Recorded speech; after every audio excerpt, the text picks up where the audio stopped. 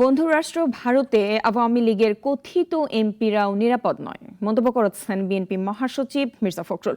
এজন্য সরকারের দুর্নীতিকেই দায়ী করেছেন তিনি। এমনকি সাবেক সেনাপ্রধান আজিজ আহমেদের নিষেধাজ্ঞায়ও সরকারের দায় দেখছেন এই বিএনপি নেতা। রাশেদুল কাদিরের রিপোর্ট।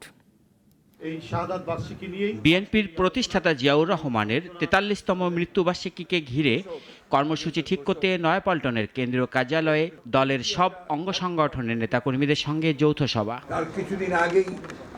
পরে আয়োজন করা হয় সংবাদ সম্মেলন, যাতে উঠে আসে সমসাময়িক রাজনৈতিক প্রেক্ষাপট, সাবেক সেনাপ্রধানের নিষেধাজ্ঞা এবং ভারতে এমপি আনারের হত্যাকাণ্ডের প্রসঙ্গ। মির্জা ফখরুল বলেন, দেশে আইনের শাসন নেই, সরকারের অক্ষমতায় ভারতে প্রাণ হারিয়েছেন এমপি আনোয়ারুল আজিম। সময় মতো তার খোঁজ নিতে পারেনি সরকার। বাংলাদেশের সাধারণ নাগরিক নয়, একজন তাদের তথাকথিত সংসদ সদস্য বিদেশে গিয়ে নিখোঁজ হয়ে গেলেন, তার কোনো খবর তারা দিতে পারলেন না পারলেন বাংলাদেশ সরকার, না পারলেন বন্ধু রাষ্ট্র তাদের ভারত। তো আমরা কি মনে করব যে এটার একমাত্র লক্ষ্য হচ্ছে দুর্নীতি করা, টাকার পাহাড় তৈরি করা, বিদেশে পাঠানো? ওইটারই কোনো ঘটনা কিনা আমরা জানি না। আর কি রাজনৈতিক কারণে সাবেক সেনাপ্রধানের উপর নিষেধাজ্ঞার দাবি মিথ্যা বলেও মন্তব্য করেন বিএনপি মহাসচিব। এইভাবেই তো আপনার একটা দেশকে, তার জাতিকে, তার মর্যাদা থেকে সম্পূর্ণ ধ্বংস করে দেওয়া, তার অনারকে কেড়ে নেওয়া, এটার অধিকার কারণেই একটা প্রতিষ্ঠান।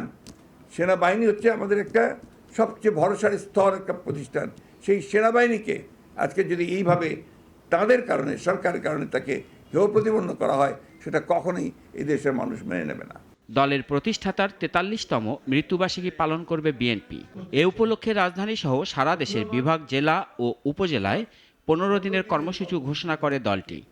এই ১৫ দিনের কর্মসূচিতে আমাদের রাশেদুল কাদির, নাগরিক, ঢাকা। ওয়ালটন ফ্রিজ কিনে অনেকের মতো আপনিও হয়ে যেতে পারেন মিলেনিয়াল। সেরা পণ্যের সেরা অফার।